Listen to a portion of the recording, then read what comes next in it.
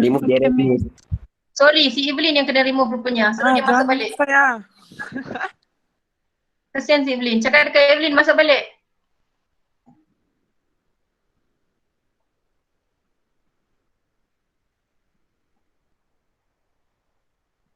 Okay, so example 3, what you have here is a double slit interference.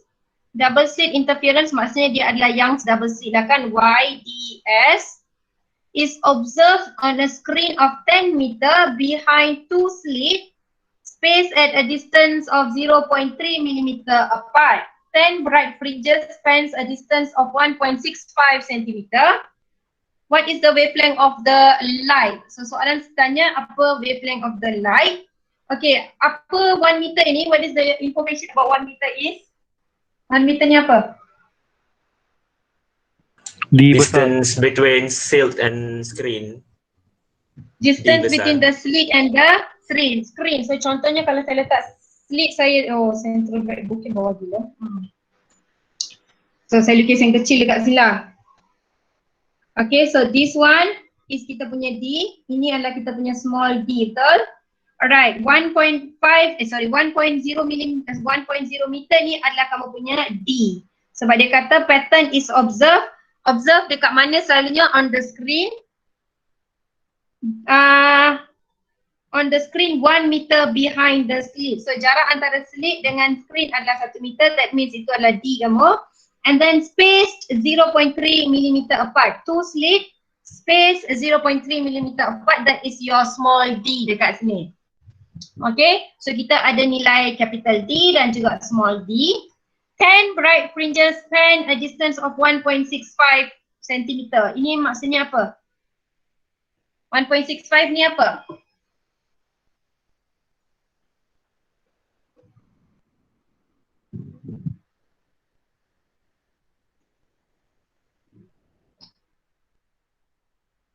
Tak ada orang nak jawab ke? BP 18 ada orang tak ni? Dia punya Y. Dia punya Y. Direct, Y tu apa? Y tu jarak dari mana ke mana direct? Dari yang yang tengah-tengah O tu origin sampai direct yang kuat sikit, rapatkan telefon kamu tu. Tak dengar tu. dari yang M kosong tu sampailah yang M Yang dia minta tu. ya. Betul tak? Betul. Okay, kita tengok balik, kita patah balik sikit. Kita tengok balik kita punya ni dekat sini. Alright, ni bukan ni. Ini. Alright, Y equation yang kita create hari tu, minggu lepas kita ada create equation dekat sini. Kita ada equation of YM ni untuk constructive dan juga destructive. Y ni adalah jarak daripada O kamu, iaitu daripada central bright ke any desired point yang kita nak. Tapi dia wajib daripada central bright. Dia kena daripada central bright juga dekat sini. Faham So betul lah apa yang kawan kita cakap, si Direct cakap Y adalah jarak daripada central bright ke posisi yang dia minta. So dan dia juga, Direct juga yang cakap 10 bright fringes span a distance of 1.65 ni, 1.65 ini adalah jarak daripada bright fringe, contoh central bright fringe kamu. Dari sini sampailah ke yang ke-10. Ini Direct cakap So contoh bila kamu buat interference, dia jatuh dekat sini. Ini titik yang kita nak tahu, titik P contoh. Bukan So 9 jarak lah, dari Miss. mana aku tahu, engkau yang cakap. 9, Miss. 9. Okey. Maksudnya daripada central bright ke 9. Ya. Okey, kenapa ke 9 Direct? Dia bukan cakap 10 bright fringe ke? Saya tak reti baca ke? Awak yang tak reti baca ni? Sebab kalau one dia bilang, macam mana mau explain kan 10 bright fringe tu. Jadi kalau dia 10 maksudnya dia 9. Sebab kita start kira jadi kosong. Macam tu. Kalau dia 10, dia jadi 9.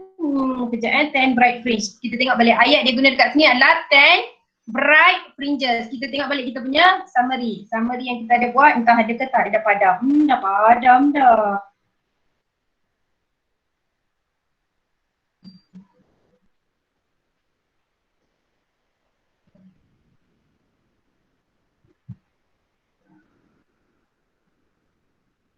Okay, kita boleh tengok dekat sini, tak ada masalah. Okay, kalau tengok dekat sini, first bright fringe, M dia adalah 1. Kalau second bright fringe, M dia adalah 2. Kalau 10 bright fringe, kenapa M bukan 10 tapi M 9 Direct?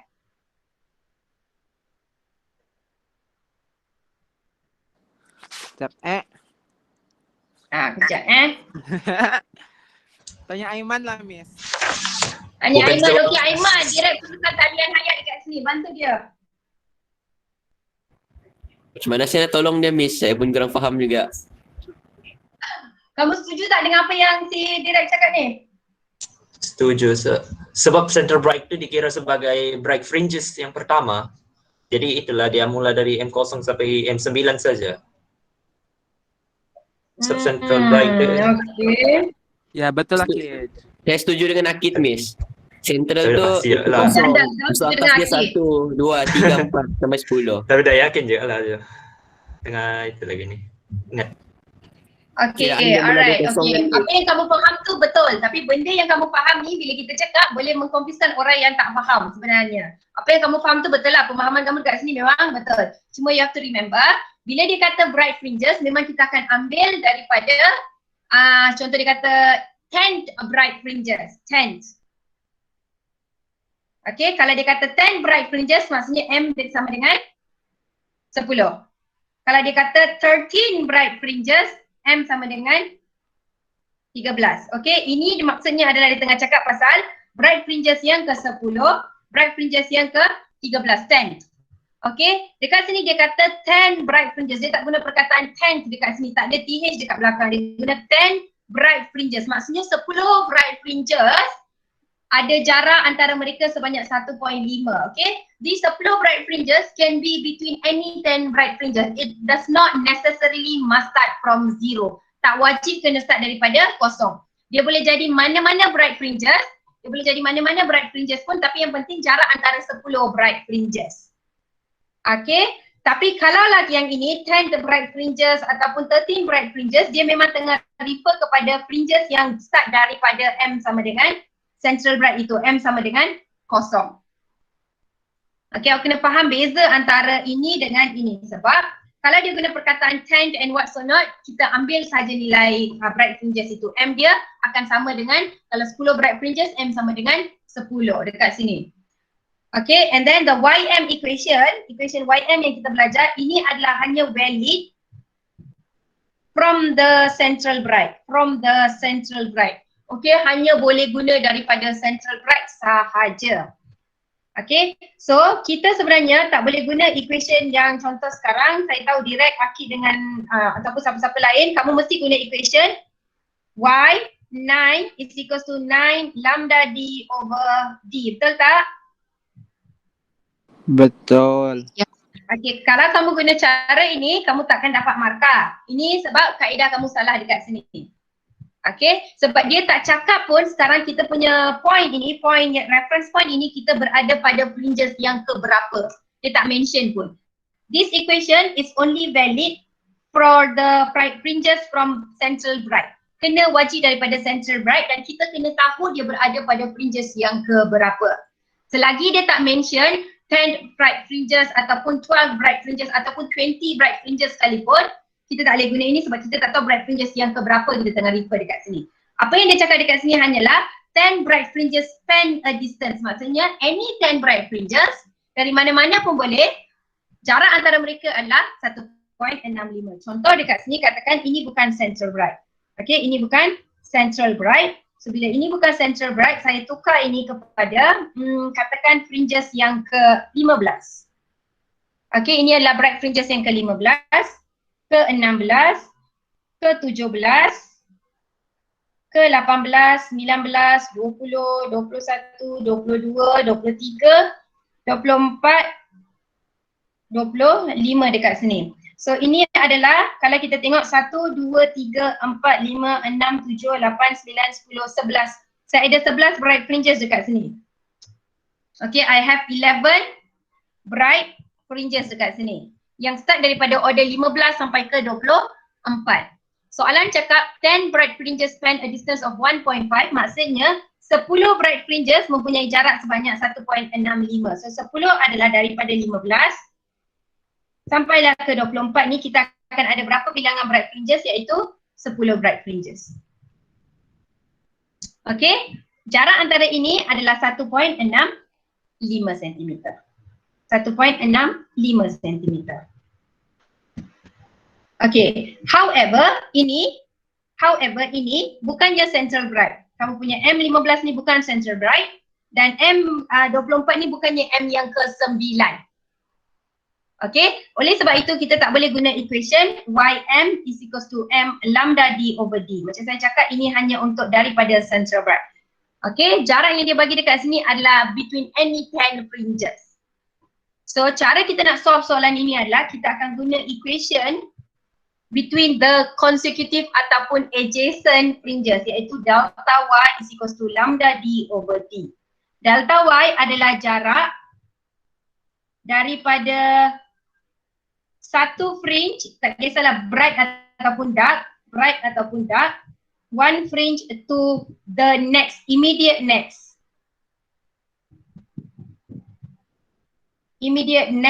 fringe kamu. Okay, so delta Y kamu adalah sebenarnya daripada sini ke sini. Ini delta Y kamu. Daripada 15 ke 16 adalah delta Y. 16 ke 17 pun delta Y. 17 ke 18 pun delta Y. 18 ke 19 is another delta Y. So how many delta Y do you have here? 9. Sebab Ini 10 delta tolak Y. 1. Kamu ada 1, 2, 3, 4, 5, 6, 7, 8, 9 delta Y. So your 9 delta Y ini is equals to 1.65 cm. Okay, 9 delta Y ini equivalent to 1.65 cm. So delta Y kamu akan sama dengan 0.1833 cm.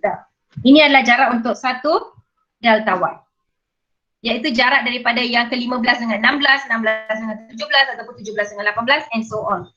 So now we are going to use this information here to use this equation to find our lambda. So 0.1833 darab dengan 10 negatif 2 akan sama dengan lambda D kita adalah 1 meter, D kecil adalah 0.3 darab 10 negatif 3 untuk dapatkan kita punya lambda sebanyak 550 nanometer itu.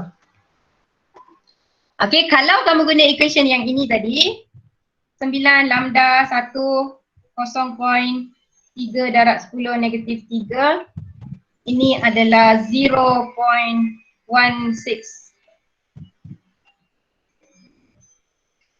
0.0165 kali.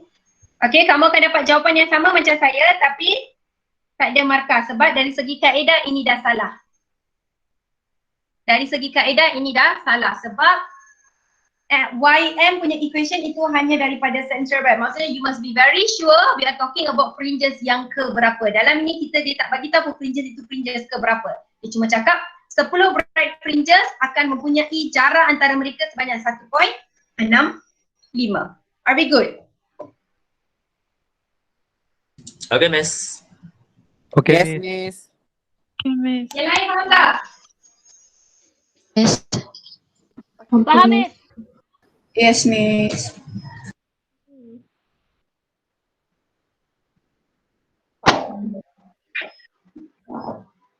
Okay, kalau faham good, kita nak masuk next part of kita punya subtopik iaitu 8.4, interference of reflected light in thin film. So, ini seperti yang saya cakap, sekejap saya nak contoh dekat kertas lain. Ini, I have this one. Okay, seperti yang saya cakap, thin film adalah a very thin layer of any material. Boleh jadi apa saja, boleh jadi soap, boleh jadi glass, boleh jadi oil, boleh jadi apa saja benda yang kita coat ataupun layer di atas satu lagi material. So contohnya kamu ada satu material dekat sini, paling senang adalah water lah kan, kita ada air, kita tuang minyak. So minyak ini akan form another layer dekat atas dia. So ini adalah that thin layer kita that can cause a reflection of light. Ataupun kamu ada jalan tar, your road, Awak ada road awak, lepas tu atas tu minyak tumpah. Minyak ni dah kering dah sebenarnya, minyak tumpah. Awak ada oil dekat sini. Okay, ini adalah that thin layer that can cause reflection of light. Kita ambil contoh yang ini dulu. Kita fokus pada yang ini yang ada road dengan oil. Apa yang jadi adalah macam saya dah cakap last week dalam lecture, you were driving a car, dekat jauh tu awak akan nampak macam ada reflection of light. Awak akan nampak macam ada minyak tertumpah. Betul tak? Tapi when you get closer to the oil, as you approaching, awak takkan, sebenarnya tak ada pun minyak. Awak pun pergi, awak rasa ada minyak, awak takkan jumpa minyak pun di atas lantai itu. Itu disebabkan oleh oil that has spilled and it has left the mark dekat situ. Oil tu dah tinggalkan mark dekat situ.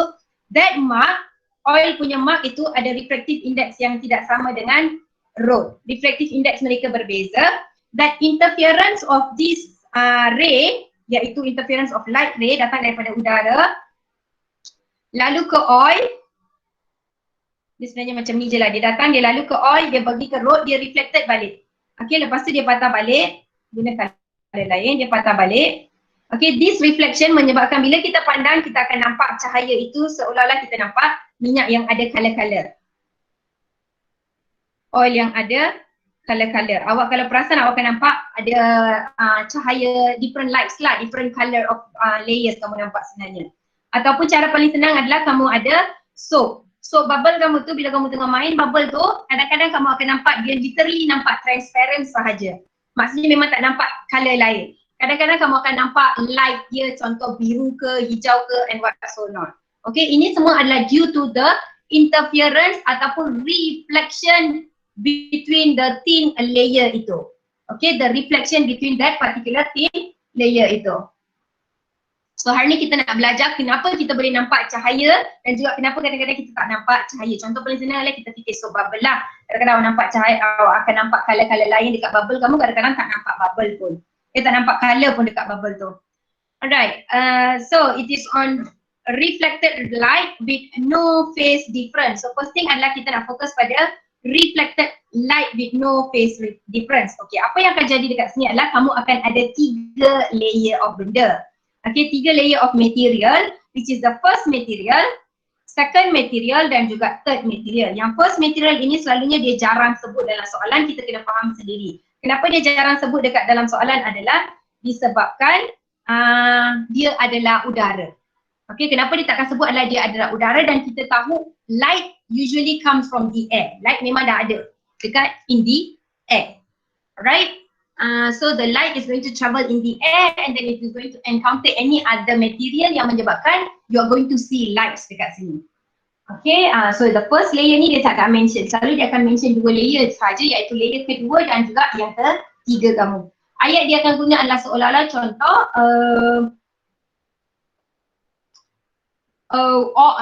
ataupun dia kata oil is spilled on a water lah. Contohlah paling senang, oil is spilled on a water. So kamu akan ada water dekat bawah, atas water tu kamu kena ada oil dekat sini.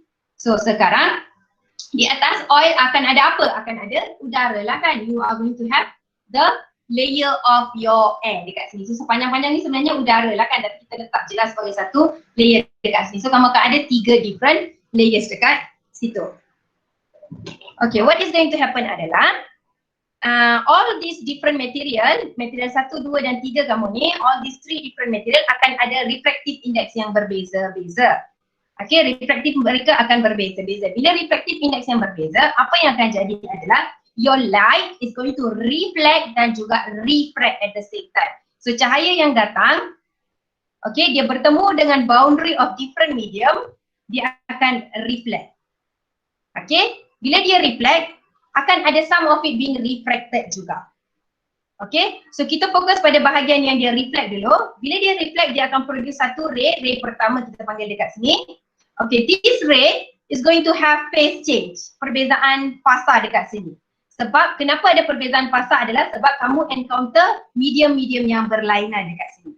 Okay, from less denser medium to much denser medium, you're going to encounter pi rad phase change. Akan ada perubahan sebanyak pi rad bila cahaya kamu datang daripada medium yang ringan dan dia nak masuk ke medium yang lebih berat, dia reflect, dia akan ada perbezaan fasa sebanyak pi rad. Okay. So first refracted ray kamu ni akan ada pi rad phase change. And then kita tengok pada bahagian yang refracted ini berjaya tembus masuk ke bahagian kedua kita ini. Lepas dia berjaya tembus masuk ke bahagian kedua, dia akan bertemu dengan permukaan medium yang seterusnya, the boundary of another medium dekat sini. So apa yang akan jadi adalah ray ini akan being reflected dan juga refracted. Okay, pada bahagian reflected ini dia akan tembus keluar sampai ke air lah kan. Okay, bahagian yang refracted ini dia akan produce second refracted ray. Okay, so bila kita tengok second refracted ray ini, apa yang jadi adalah dia datang daripada medium yang mempunyai refractive index sebanyak 1.5, dia masuk ke kawasan yang lebih berat iaitu 3.5. So dalam proses dia punya refracted ini, apa yang jadi adalah dia akan ada perbezaan fasa sebanyak pi rad dekat sini. It's because it's come from a less dense to much denser medium. So dia akan ada pi rad phase change dekat sini. So bila dua-dua ray ini akan sampai ke mata kamu. Your eyes is going to see. Okay, mata kita akan tengok dekat sini. Ini adalah mata kita. So bila mata kita nak tengok dekat sini, apa yang mata kita nampak adalah cahaya ataupun tak ada cahaya. Cahaya maksudnya adalah any color lah. Apa sahaja color yang kamu nampak. Okay. Dekat sini kalau dia interfere constructively, kamu akan nampak cahaya lah. Kalau dia interfere destructively, kamu tak akan nampak cahaya itu. Okay, it depends on how does these two ray interfere after that in your eyes, dekat mata kamu itu. Okay, sekarang kita tak nak fokus pada bahagian refracted dekat mata, kita nak fokus dekat dua ray ni. Bila dua ray ni datang, dua-dua ray ni akan jadi new source kita. Dia adalah source kita yang akan menyebabkan wave travel dan nak masuk ke dalam mata supaya dia bertemu dekat sini. Sama macam yang double slit kamu. Sama konsep macam yang double slit. Sekarang ini seolah-olah menjadi source 1, ini seolah-olah menjadi source 2. So bila mereka nak start bergerak, fasa mereka dekat sini adalah with the same phase. Fasa yang sama. Okey, ataupun kita cakap perbezaan fasa antara dua-dua wave ini adalah sebanyak delta V dekat sini adalah sebanyak 0. Kenapa 0? Adalah sebab P1 tolak dengan P2. P1 adalah pi, P2 adalah pi juga. Pi tolak pi kamu dapat kosong. So bila kosong, kita cakap source kita dekat sini, S1 dengan S2 dekat sini adalah case in phase. Okay, dia adalah in phase. Okay, ray 1 and ray 2 are in phase. So this in phase ray is going to travel and it is going to fall on our eyes dekat sini. Dia akan jatuh dekat mata kita dekat sini. Dan bila dia jatuh dekat mata, dia boleh construct ataupun destruct. Okay, dia punya construct ataupun destruct dekat sini. Kalau dia form constructively, kita akan dapat equation kita seperti 2nt is equals to m lambda. Kalau lah dia interfere destructively dekat sini, kita akan dapat 2nt is equals to m plus half lambda. Maksudnya kita tak nampak cahaya lah, kita nampak nothing lah. You do not observe any light. Do not observe any light. No light is observed. Okay, dekat sini any lights lah, dia boleh cakap yellow lights ke, red light ke, apa sahaja cahaya lah, light being observed lah. Yang penting cahaya kamu nampak. Light observed kalau constructive. Okay. Alright, dalam equation ini teruskanlah Miss. Kenapa direct? Bukan direct, ialah saya. Saya tidak sangat faham yang itu kenapa dia punya itu apa? Dia punya itu phase angle akan ubah. Okey, kenapa dia boleh ubah adalah kalau kamu tengok saya letak nota dekat sini, ini basic lah, ini kamu dah belajar waktu SPM lah, tapi saya dah agak mesti kamu tak ingat. So saya letak dekat sini. Bila kamu bergerak daripada medium yang lebih kecil ke medium yang lagi besar, apa yang akan jadi adalah bila wave kamu tengah travel, macam ni lah wave kamu tengah travel, dia bertemu dengan permukaan yang lain. That reflected ray kamu itu dia akan being reverse, maksudnya dia akan being 180 darjah terbalik daripada apa saja yang kamu ada. So if initially it was when it reach here, the wave was dekat atas, bila dia nak reflect balik dia akan ke bawah. Maksudnya beza antara mereka dekat sini adalah sebanyak pi. Okay, dia akan ada perbezaan sebanyak pi. Tapi if you were to move daripada daripada denser ke less dense, maksudnya N1 kamu ni lagi besar daripada medium kedua kamu. Okay, ini lagi besar. So bila dia datang, dia nak being reflected.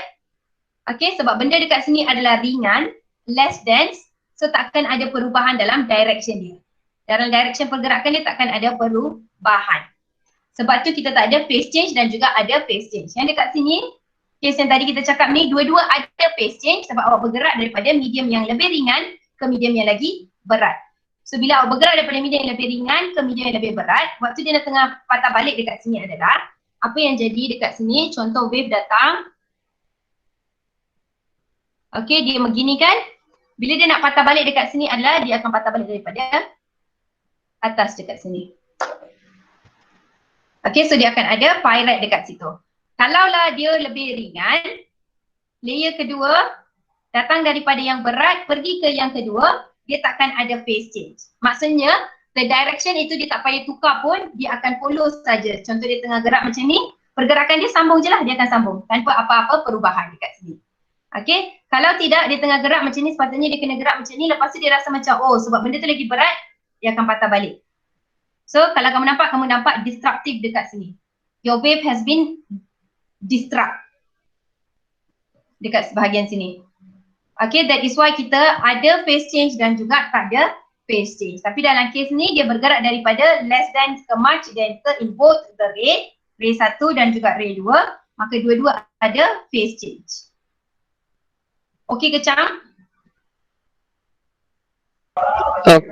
Okey lah rasanya. Tapi masa dia lepas dia reflect kan, dia ada dari itu much dan ke less than, so dia tidak akan ubah lagi kan? Daripada less than ke? Okey, contoh Much dekat sini dan kan. ke less than. Wave ini datang kan, bila dia bertemu sampai ke sini, so dekat sini dia akan jadi gini. Okay, dia punya wave have been disrupted sebab benda dekat bawah lebih berat, so dia tak dapat bergerak seperti yang sepatutnya. Okay, so kalau kita zoom, kita nampak perbezaan fasa dekat sini adalah sebanyak pi. Okay, bila dia ada sebanyak pi dekat sini, so dia ada pyrite untuk ray yang pertama. Yang kedua adalah yang ini, sini. Ini dengan ini, yang dekat tengah-tengah sini. So wave tu datang kan, wave yang datang itu contoh dia tengah datang, bila dia sampai sini. Okay, dekat yang belah sini pula dia pun sama. Dia akan being altered in the same direction. Sepatutnya dia kena turun bawah, dia akan gerak. Okay, kalau dekat sini yang ini kita tak fokus sebab apa yang kita tengah cakap dekat sini adalah sebenarnya dia ada point dekat sini, iaitu dia cakap the reflected ray at the top surface of the film, the angle of the incident theta is very small. So basically angle dekat sini sangat-sangat kecil. Sebenarnya kalau kamu tengok dia punya reflected ray dan juga incident ray adalah dia akan fall on the same line. Okay, dia akan fall on the same line, pergi dan juga patah balik dalam garisan yang sama. Cuma kita zoomkan dia, kita enlarge dia for the purpose of clarity. So sebenarnya dia bukannya gini pun. Dia adalah sebenarnya straight dan juga patah balik sahaja. Sebab tu dekat sini in this part here it doesn't seem to have any changes. Dia continue saja dia punya reflection itu daripada sini sampailah dia ke sini. Okay. So kamu akan ada dekat sini.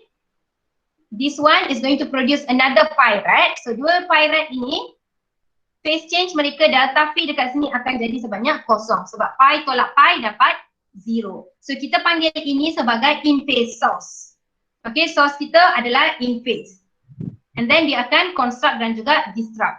Okay, apa maksud term-term dekat sini adalah, okay, N adalah the refractive index of the thin film.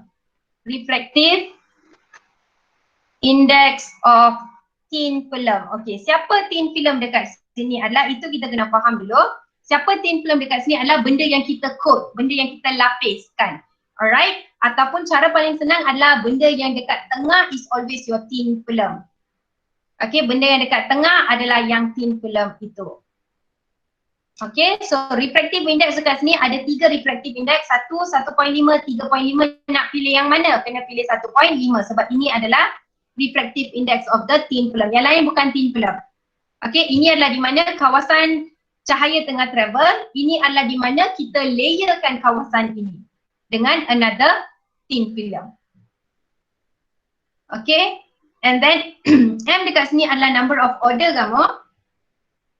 M adalah number of order, your number of order can take any value from 0 to any infinity lah kan. Lambda dekat sini adalah wavelength of the light in the air, dekat udara sahaja. Okay, walaupun kita tengah kaji dekat bahagian sini, kenapa kita tak guna wavelength of the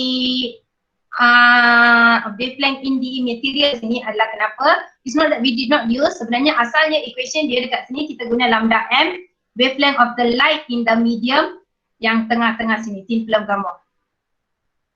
Lepas tu kita derive menggunakan equation ini untuk dapatkan equation yang ada wavelength of the light in the air sahaja, bukan in the medium anymore.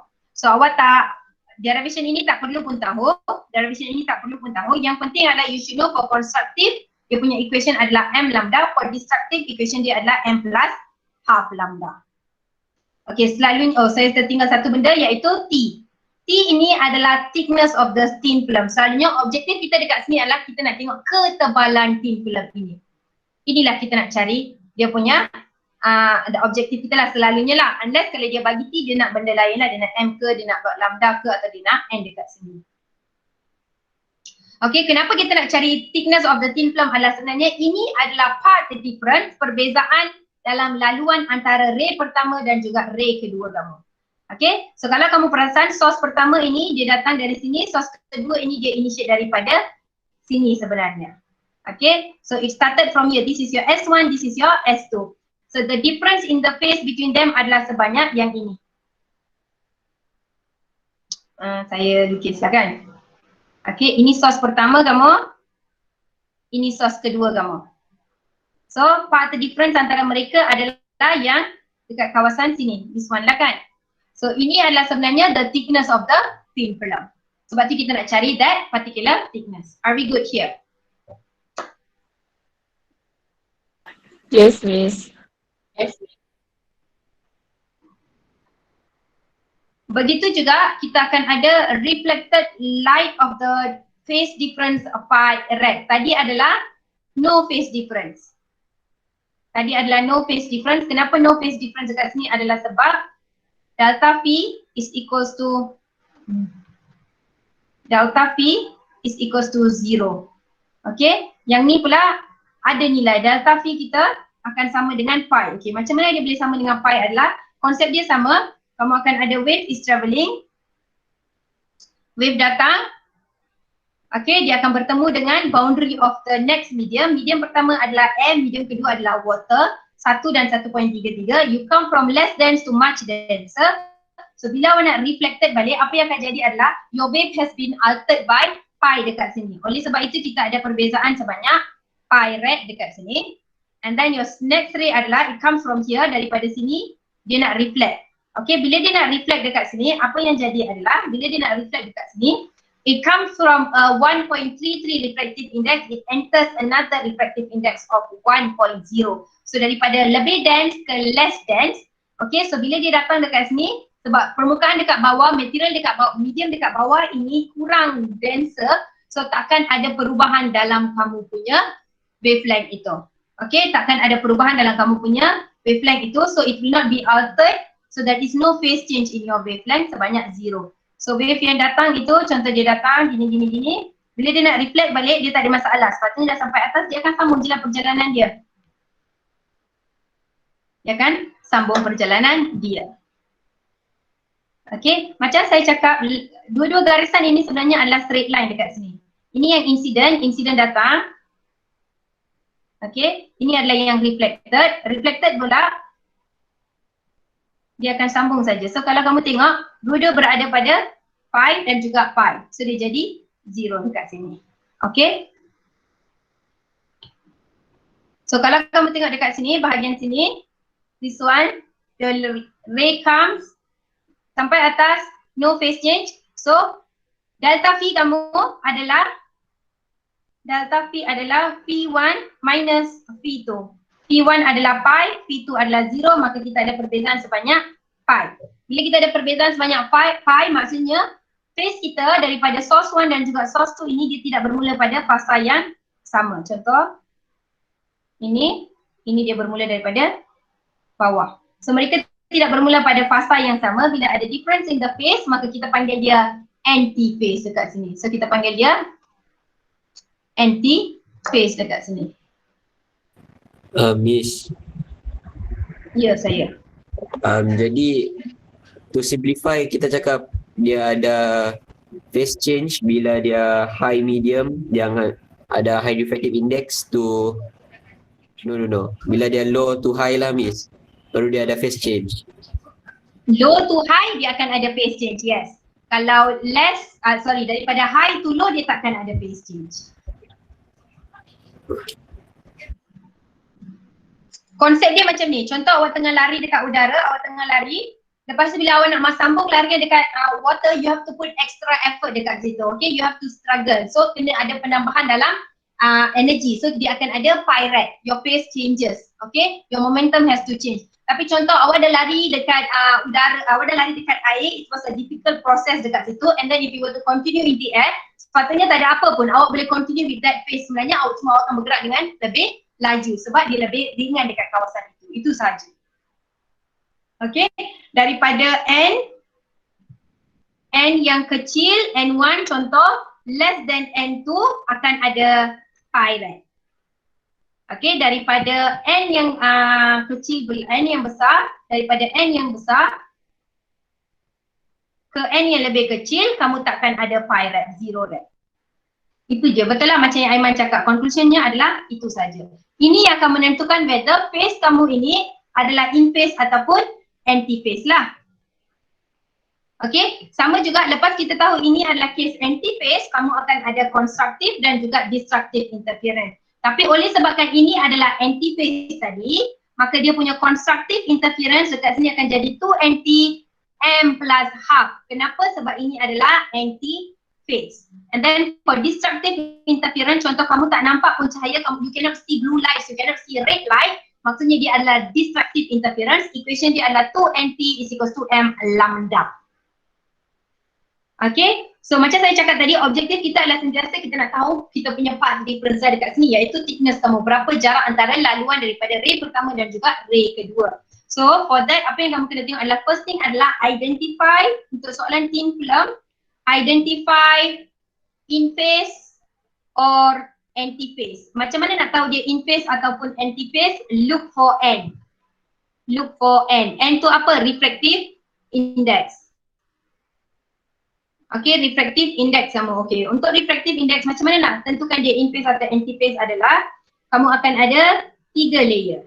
Layer selalunya layer yang pertama tu dia tak tunjuk pun lah, dia takkan bagi tahu pun. So kamu ada N sama dengan 3.5, N sama dengan dia boleh jadi any value 1.8, 1.5. Obviously yang ada kat atas ni adalah udara, N is equals to 1.0. Lepas tu case kedua kita ada N sama dengan 1, N sama dengan 1.33, N sama dengan 1 balik. Okay, kalau kamu tengok dekat sini, you are travelling daripada less dense ke much denser. Okay, daripada 1 ke 1.5. Daripada 1 ke 1.5. Lepas tu daripada 1.5 ke 1.8 pula. So, N kamu ini increasing. N kamu semakin meningkat. Daripada less dense to much denser. Yang ni pula, yang dekat kanan pula, N kamu increase then decrease balik. Okay, less dense to denser to less dense balik.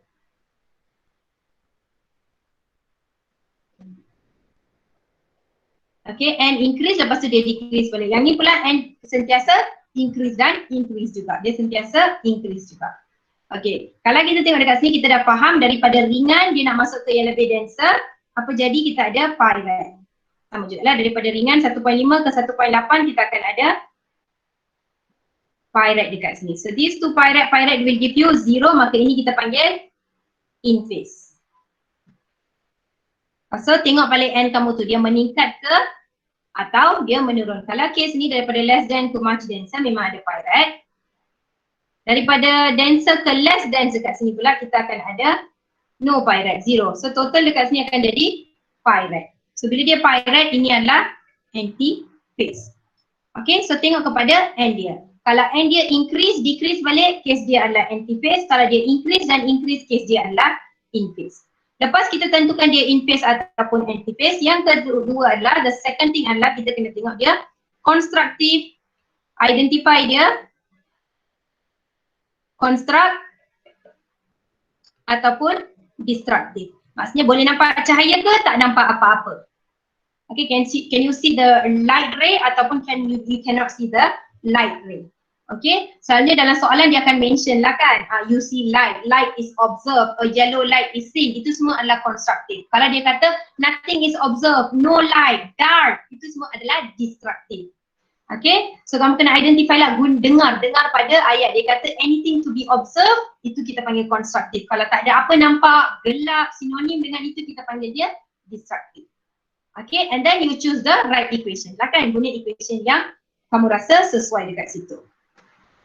Okay, dua je benda, identify dulu dia adalah in-phase ataupun anti-phase, next identify dia constructive ataupun destructive. Okay, kenapa kita nak identify dia constructive ataupun destructive adalah equation mereka tak sama. Untuk in-phase, kalau dia construct, equation dia kita adalah 2nt is equals to m lambda. Kalau in-phase destructive, equation dia akan jadi 2nt is equals to m plus half lambda. Kalau anti-phase constructive, dia adalah 2nt is equals to m plus half lambda. Kalau anti-phase destructive, dia akan jadi 2nt is equals to m lambda. Ini sebenarnya sama je dengan table yang kita ada dekat atas ni. If you remember, you have tables here, summary dekat muka surat. Oh, itu adalah 8 point. Itu adalah 8.2 kamu. Sekejap saya cari. I don't remember.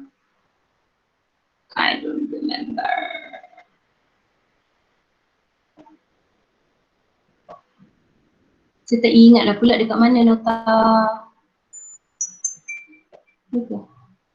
Yes, yang ini.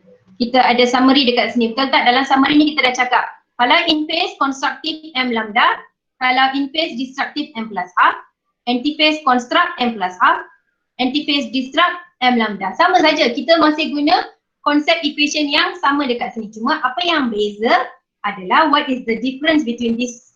Ini dekat sini adalah kita spesifikkan kita nak cari untuk case thin film. Maka dekat depan tu kena ada 2nt.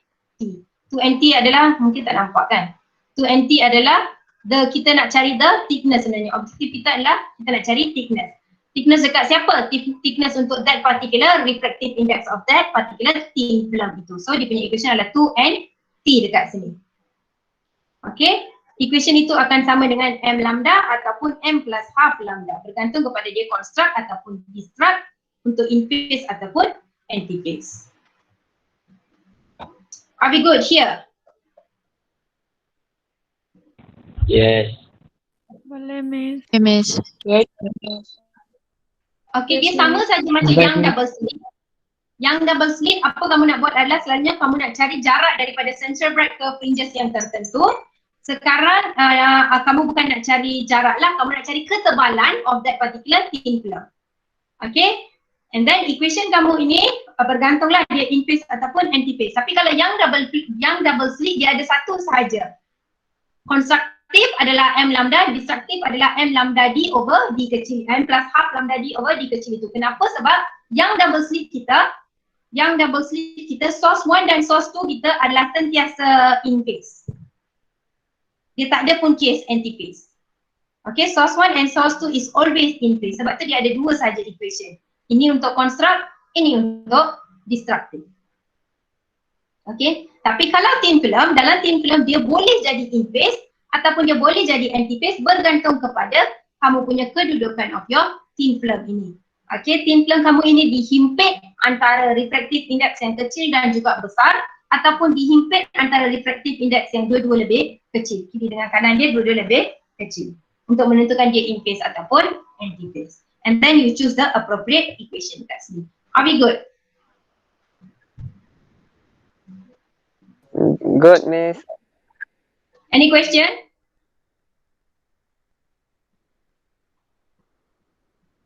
Saya tidak Ada adalah, orang lain saya tidak tahu.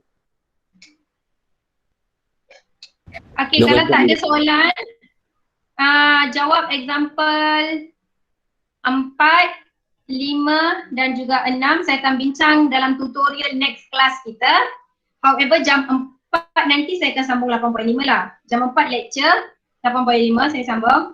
Tutorial jam seterusnya kita akan bincang soalan 4, 5 dan juga 6. Cuba buat example 4, 5 and 6.